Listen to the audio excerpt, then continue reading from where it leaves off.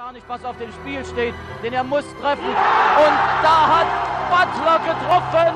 Der MTV Gießen führt. Das Spiel ist zu Ende. Dramatischer konnte es nicht mehr zugehen. Der MTV Gießen ist durch diesen Korbwurf von Butler deutscher Basketballmeister.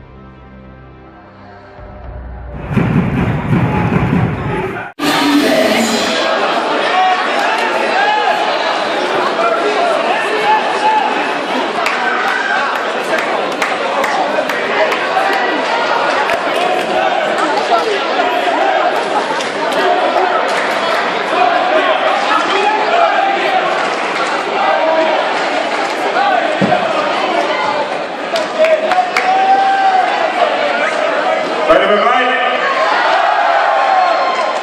Gib mir ein H! Gib mir ein U! Gib mir ein